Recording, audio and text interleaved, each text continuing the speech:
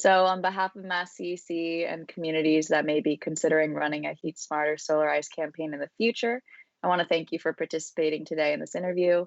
Our goal today is to capture your experiences and the knowledge you gain from running your campaign so that it can be passed on to other communities in Massachusetts. And for our viewers today that may be less familiar with Solarize and Heat Smart, these programs seek to increase the adoption of small-scale solar electricity and clean heating and cooling technologies in participating communities through grassroots educational campaigns that are driven mainly by local volunteers. And so these community-led campaigns really help simplify the process of installing clean energy systems by pre-vetting an installer and offering transparent pricing for homeowners afterwards. So now I'll quickly introduce myself. My name is Charlotte Fall, and I'm the Community Clean Energy Fellow at MassCEC, helping to develop the Solarize and Heat Smart Toolkit. I'm joined today by Kaat Vander, who was the solar coach for Wayland when they participated in 2017 and in 2012. And I'll share that in 2017, their community partnered with the towns of Sudbury and Lincoln to run a joint Solarize campaign. So let's get started. On that note, could you quickly introduce yourself and briefly explain your role and responsibilities as a solar coach in Wayland's campaign? I've been a community organizer from the grassroots since 2010, and working with the transition model, and energy is one of the domains that transition looks at, to transition, of course, one's energy to more localized sources. And of course, renewable sources as well. So I was working in that in 2010, started with that. And then in 2012, we had this great opportunity to work with the Solarize program, Solarize Mass. It was in its second year. And also in that year, actually, we collaborated with Lincoln and Sudbury. So it was the idea in Wayland, the idea started in Wayland, and then Lincoln, being a small town, wanted to piggyback onto our effort. And then when Sudbury heard about it, they said like, oh, well, let's also join. So together we actually covered quite a large territory, quite a few households. And that made us very attractive to solar installers, of which there weren't as many in 2012 as in 2017, which was an entirely different campaign, which might be interesting to go into. So I was a solo coach for both in that constellation. And can you further explain some of the responsibilities that came along with being the solar coach? Yes, so as a solo coach, in both years, I helped organize the first stage, which we thought of as the application to the MassEC. So before that, we already had a lot of interest in solar, and we gauged the community first before applying in whether there would be interest. So I was involved in that, doing some market research, and it seemed that like there was a lot of interest. So then I organized to get enough people together to make the application to the MassCEC. I was also on the higher level organization of the writing of the RFP, the request for proposals. We had a big team working on that, but I sort of made sure that that it went in on time, and so that was the second stage. And then when RFP was accepted and we chose an installer, I was also in charge of actually getting the whole marketing machinery going here in Wayland. And the three solo coaches for each town collaborated very closely, and it was a great help to do so, that there were three of us doing this in each town. But of course, we used the same materials, the same text. So that really took some of the hard work was distributed among the three of us. So we ran the campaign. We also, as solo coaches, were the go-between between potential customers and the installers. So we were the people who brought the trust into the household. We translated. Sometimes some translation was needed. Sometimes when people looked at the contracts, which could be quite involved, they needed just someone to work through that with them. Solar coaches as solar coaches, we did that as well. We wrote articles in our local newspaper. We had billboards out.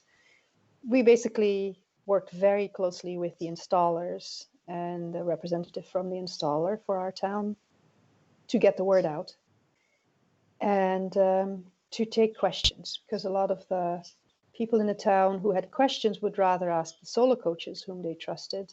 These were local people that they knew, than the installer representatives. So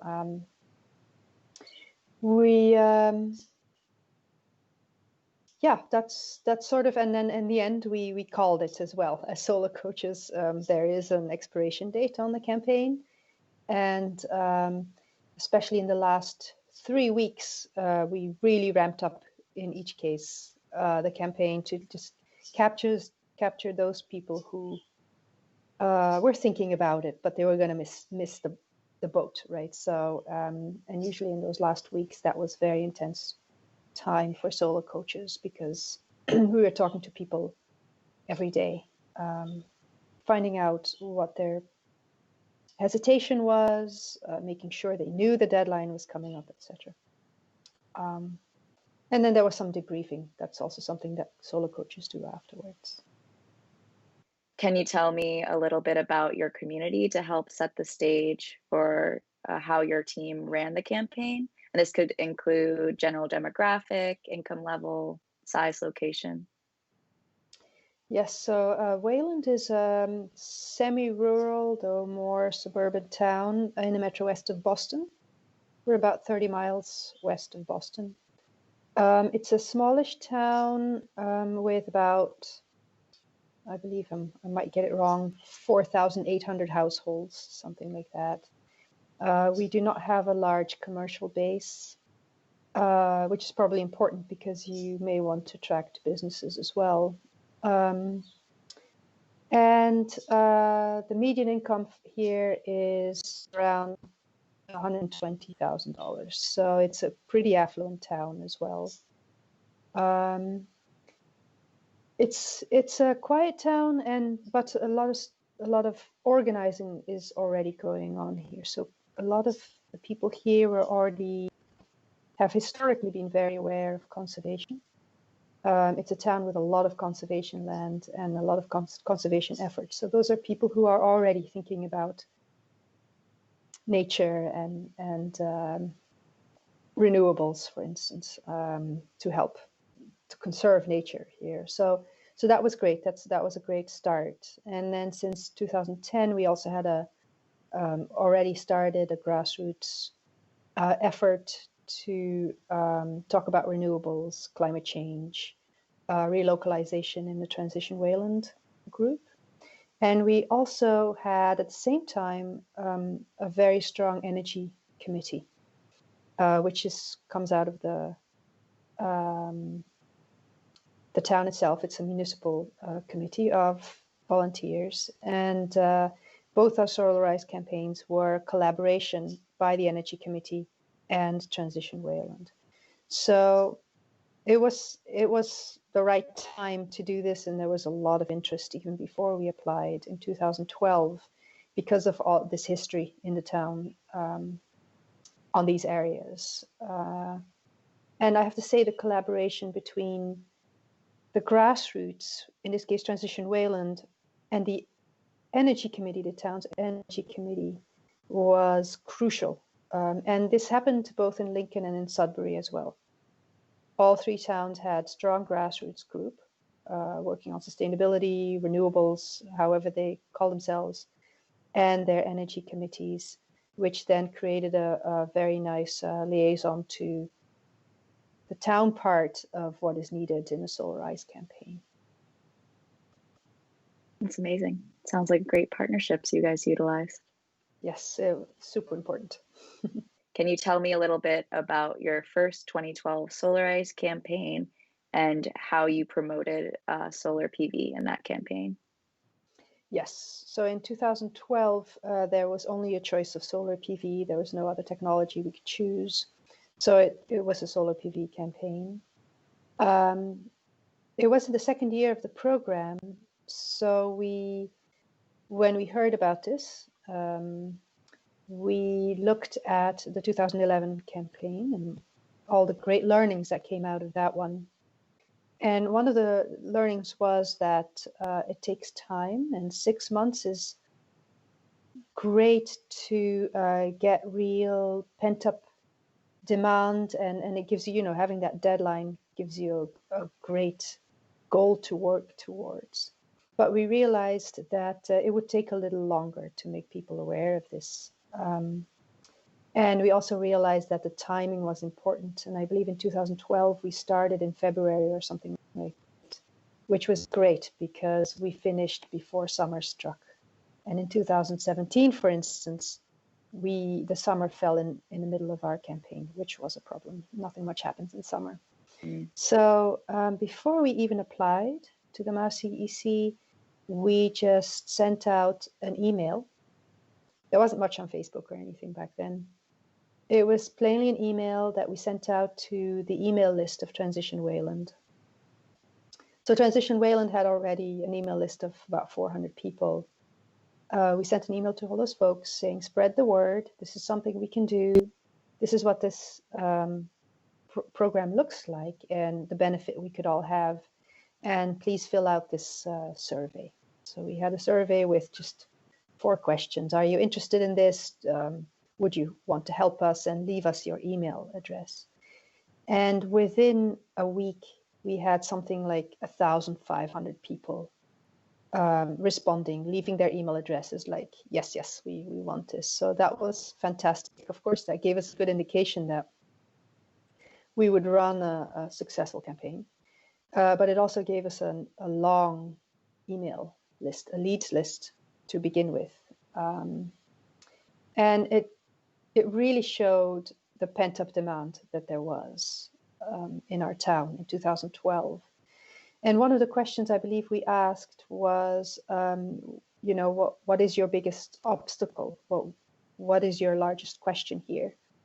And mostly it was, information, how does it work? But also, how much does it cost? And there were all these speculations of how much. People had no idea yet how much an array like that would cost. And because the program, of course, addresses this with very transparent pricing, people were again very keen on this. So when we applied, we already had this response. So that was great for the MassEEC to see. And of course, then when we had chosen our installer, they just started off running because we had this long leads list. We didn't even have to do much. And that was all by word of mouth. That was one email that went out to 400 folks, and they just spread the word. And then the 6 months that we had the campaign, and we actually lengthened it by a month because we could see, again, it was too tight. People needed time to make up their minds. So we added a month at the end. Then we needed that time to persuade all those people that this really was a good idea, So the promotion was mostly through a variety of things. We had articles in our newspaper almost every 2 weeks or so. We did a lot of open houses, which were very, very popular. This was again 2012, so there weren't many solar arrays in the neighborhood. We only had a couple. My own house, I had solar installed a year before, actually. So we did a lot of open houses. People came over, they could see the equipment, they could talk to a homeowner who works with it. And all the homeowners who opened their houses were very frank and transparent with how much it cost for them, what kind of electricity, what kind of power they were gaining from it, how much they were saving on their electricity bills. So this transparency from a neighbor was super helpful. That is, I think, the strength of the program, is that it's not a sales pitch. No one sold anything. Actually, in a lot of the open houses, we had the salesperson from the company we chose outside. They were not in the house with the homeowners. So if homeowners just wanted to hear from us and they didn't feel like doing the sales pitch yet, they could just bypass them. So open houses were great. We had 2 sessions of Solar 101, it was called back then, which was the installer did presentations about how it works, and then what the contract looks like, what the pricing looks like. Those were really well attended in all 3 towns. In 2012, not so much in 2017. And for the rest, there was a lot of Facebook campaigns. We had a WordPress website. There was emails. It was a relentless touching of people in all kinds of ways that, so everyone would have seen the message. Actually, a big one in Wayland was, we have a couple of intersections that are, if you drive around in Wayland, you have to visit those intersections. So we had large 4x8 banners there as well. So people who were not on our email lists, people who were not reading the local newspaper, they had to see this. So in the end, no one had an excuse that they didn't know about it. We had also office hours. This was for folks who were seriously thinking about it, but had questions. They could come to an office hour. And we also had tables at the local farmers market. I think that covers about all our tools there. Now, can you describe the difference in your 2017 Solarize campaign and what you learned from your 2012 campaign that helped inform your strategies to promote solar in 2017? Yes, so it was great to have done Solarize twice, because the difference was quite stark. And it had to do with a lot of factors. In 2012, there was all this pent-up demand. We had, I don't know, maybe 10 solar arrays in town. The town itself had a couple, or were working on it, I believe, at that point. But there were so many people who were thinking about it, and the threshold of making the decision to go ahead and looking at all the different installers and comparing apples and pears was just too much for them. So when we arrived on the scene with, this is the installer, that's the price, all that pent-up demand was met. So it was super successful. We really surpassed our expectations of how many people would go for it. And in 2012, we also used the tiered pricing approach. So when so many people have signed up, the price goes down. And we had 5 of those tiers. Because we started with such a strong leads list, and actually there were sales in the first week, we started at level 3. So, and we hit level 5 quite fast. And that was really, in 2012, important to folks. That if I talk to my neighbor and they go ahead, we can make it to the next tier and it'll be cheaper for us as well. We did not choose that in 2017. In 2017, we just chose one price. The thinking there was all the pent-up demand had already been met. If not in 2012 during our solar campaign, then in the intervening years. So what we did see was, because now solar became a lot more visible in the streets, more people were just, even after the Solarize campaign, putting up solar. So the landscape was very different in 2017. And 2017, 2018, actually, it was a tough year for solar because of tariffs and several political decisions that were made. And it just seemed easier for us to go for one price. we felt that the people also who would still be interested in solar, the pool was smaller, and it kind of felt to us that if we had these tiered prices, it wouldn't have that much power. We'd have to make the tiers much closer together, which didn't quite make sense to us, and it seemed sort of like nickel and diming. So we steered away from that. We just went for one price on that. And in 2017, we also chose to add a technology, which was possible then, namely solar hot water. And the thinking there was that it required only one visit.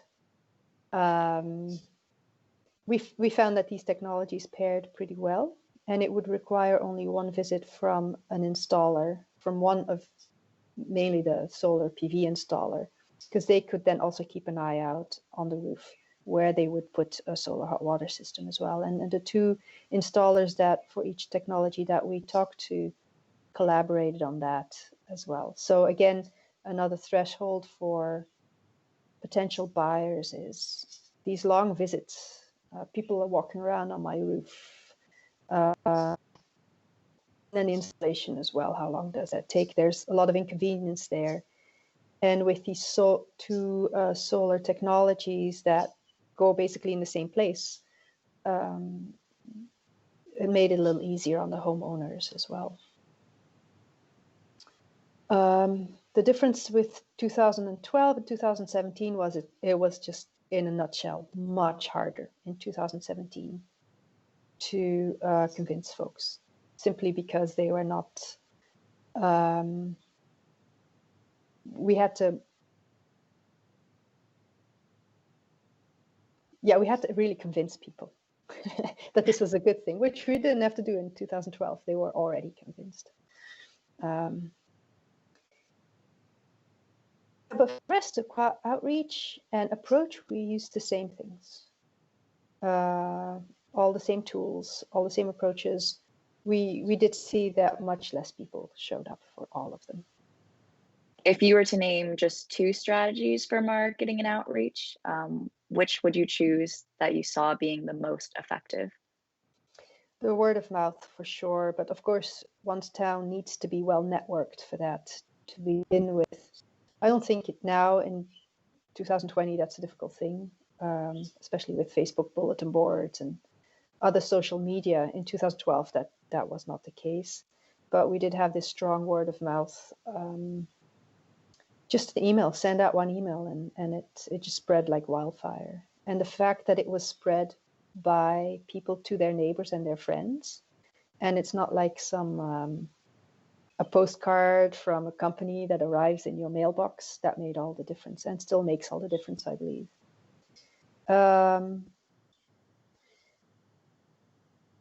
I believe also when we sent out postcards, this is actually in both years, we also used a postcard approach.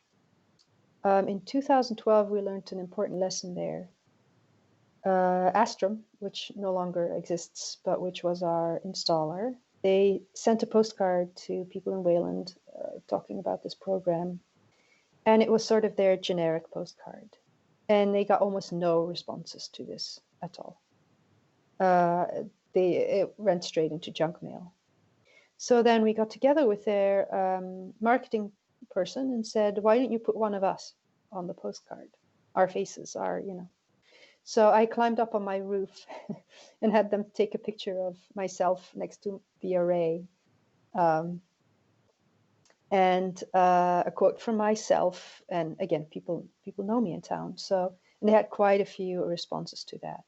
So in 2017, when we did, I believe we did 2 postcards, we used pictures like that again. And in 2012, we actually sent 2 postcards to the very first people to have their installation, which was within 2 weeks of the program starting. They were also, a picture was taken of them with the array in the background. And again, very well-known people. And it was like the launch of the program. So it was festive, it was personal. And I believe that with most campaigns, if it's personal, it has a lot more reach. And the trust element, again, is important. there. So I would suggest that solar coaches reach out to those people in their community who are well known and trusted. And even if they themselves don't have a solar array or anything like that, they could, talk about this being a good thing, or that really is a vehicle to gain people's attention and their trust as well. Can you tell us a little bit about your work with Energized Wayland and explain how the MassEnergize program works? Yes, so MassEnergize is a nonprofit that was founded by myself, Ellen Tone, and Brad Huber Nelson. Ellen is also from Wayland, and Brad is from Concord. We have been doing Solarize campaigns and many other campaigns around renewable energy, around sustainability and resilience for decades. For a decade, we had been doing this work. And we, all three of us, saw a need for certain tools that would help community organizers, and that we ourselves needed as well. So with all of that experience, we started looking for certain tools. And one of the things that really bothered us was the fact that when we were promoting something, we were always promoting just one thing. For instance, in 2012, solar PV. It takes so much effort, direct effort, but also effort of years, building one's name, building one's network, to make it into somebody's attention span. And for instance, go to their house if you're invited, or talk to them at the farmer's market about what they can do for the climate. And each time our approach was, this is what you can do for the climate, one action. And then, for instance, which happens a lot in these very, very leafy towns, is like, I'm very interested. You've convinced me about climate change. I want to do something. Well, here's solar, and then like my house is too shady. And this wasn't a problem because you've put so much effort into that. That person is ready to do something. You can only offer one solution, and then for some reason, they can't do it.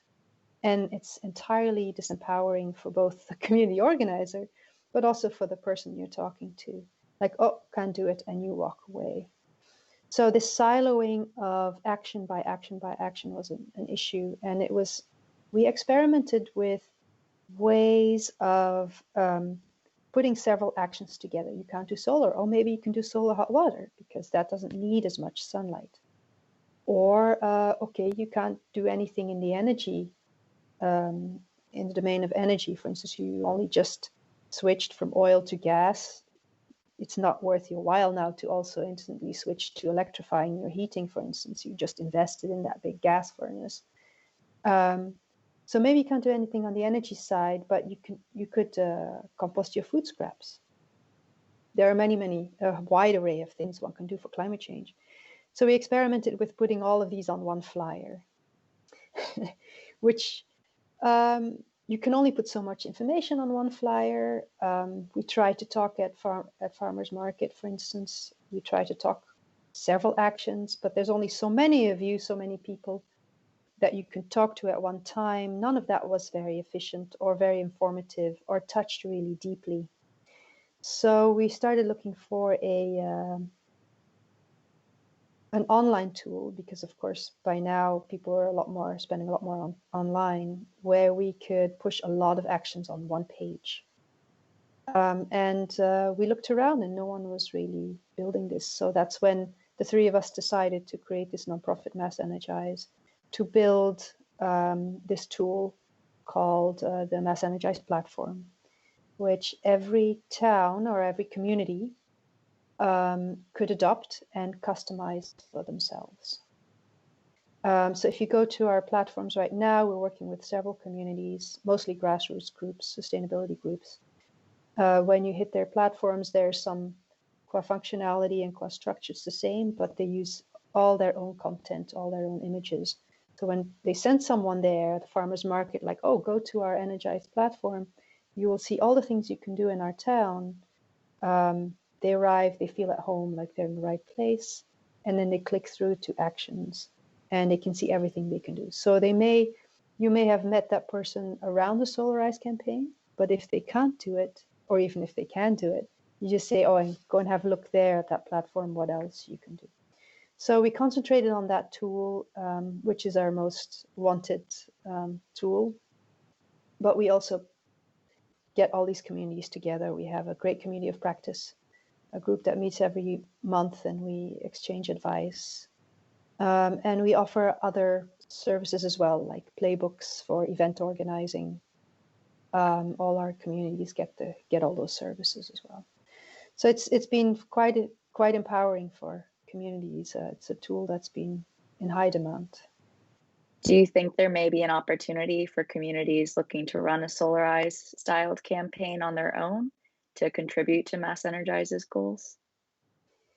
On the MassEnergize platform, Solarize campaign could be one of the campaigns that is run on the platform.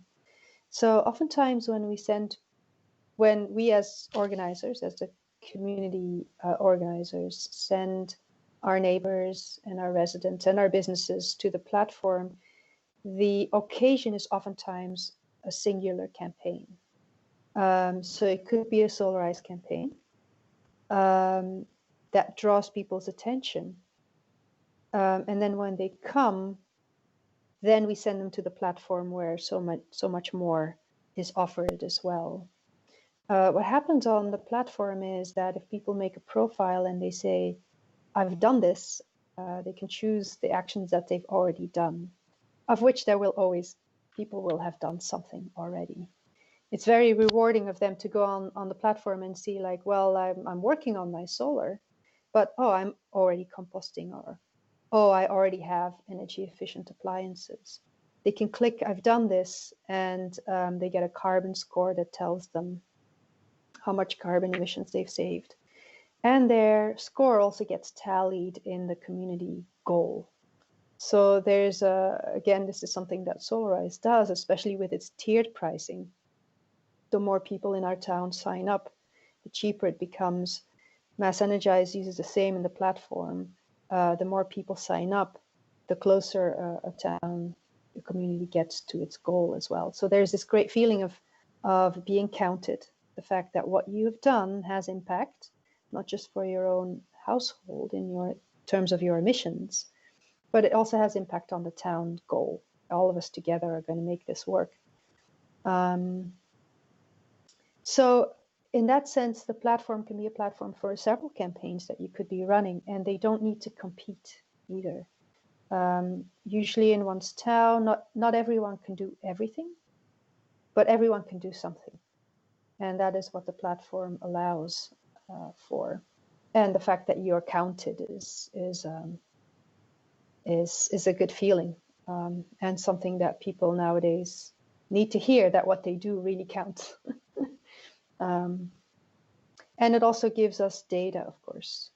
It's interesting to see that, I'm going to make this up now, that people who are doing composting, for instance, also have an electric vehicle. Like, what's the correlation there, right? So this is interesting data that we are gathering that helps the community organizers run their campaigns better. Let's say they run a Solarize campaign and no one actually goes to the platform and does this. There's something wrong. They need to approve something. But on the other hand, if they see correlations or great interest in one thing or another, they can bring this to their town and guide policy, for instance, in their town. So that's another great advantage of the MassEnergize platform.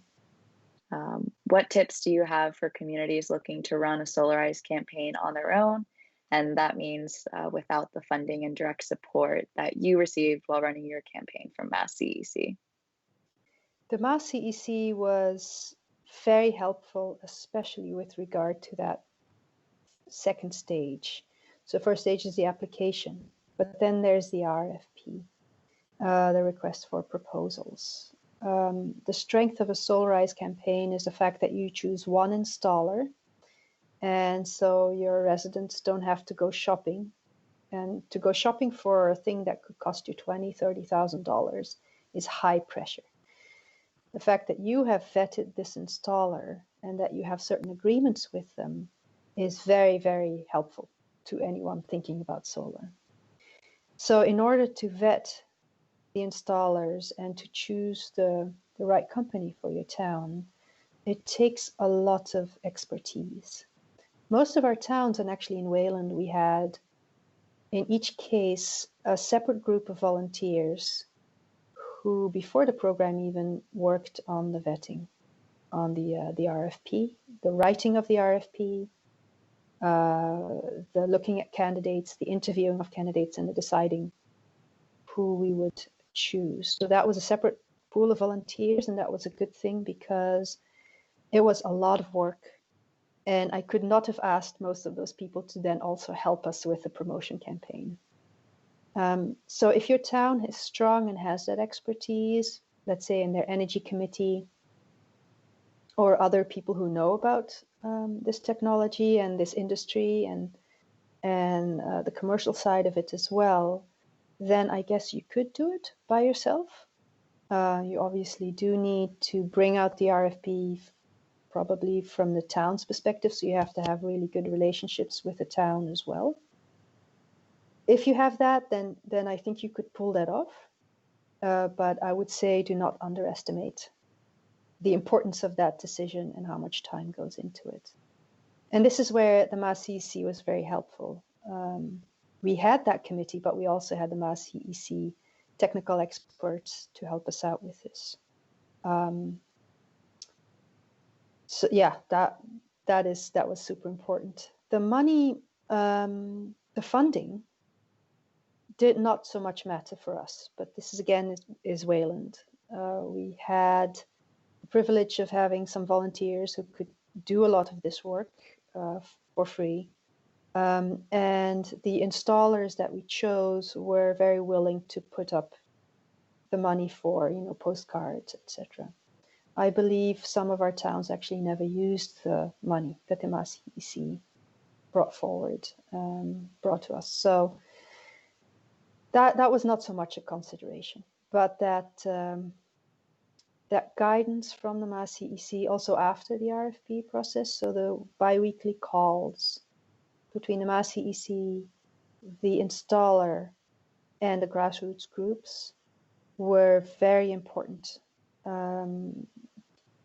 They were important because, of course, we had to communicate to make this a successful program. But sometimes there was less clarity than should have been the case about the agreements. And then the MassEC was a really good arbitrator to say, like, oh, yes, this is in your contract. You really do have to do this. So to have that third party there was also quite helpful. The application process in 2012 was quite involved. I believe in 2017 it was not so much of a lift anymore. And I have to say the application process itself was helpful in clarifying one's goals and one's knowledge of what was already going on the ground. I think it's very important for solar coaches and the team that puts the RFP together and then takes the decision about which installer to use, to be very clear with the installer of what one's expectations are. So for the RFP to be quite detailed about the amount of help you're going to get from the installer, how close your communications will be. So these are things that should be in the contract as well, aside, of course, from the pricing and what kind of equipment is going to go in there. Those go without saying. But for instance, the personnel that will be devoted exclusively to your community outreach effort, all of that should be detailed. And it should be clear to the installer that those are promises they made and that need to be kept as well. I've been part of one campaign where that did not happen, and it was a considerable strain to our program. And it didn't happen for many reasons, some of which were out of our control. But when those things happen, you have to have some sort of contingency plan ready and work very closely with your installer to make the best of it for both the parties. So yes, and also for solar coaches, before, while they're going through the RFP process and interviewing candidates, for them to make sure to call the references for each installer. So to call the other solar coaches who have already worked with this particular installer before and talk to them. Those previous solar coaches will be give invaluable information about how that installer works, how they deal with crises, how they deal with customer service, if there's a difficult customer. Because if there are difficulties, you can be guaranteed that the customer will turn to the solar coach first. So this is something the solar coach also needs to be ready for. And if you have a good relationship with an installer who can deal with them well, then with problems, then that won't end up on your plate. And it is really not something as a solar coach that you should have to handle. You are there for trust building, and you're not there as customer service. But if the installer doesn't have good customer service, it will come to you. Great, thank you. All right, well, thank you so much for joining us today. I really appreciated all the knowledge that you're able to share with us and with all the other communities that are considering running a heat smart and solarized campaign.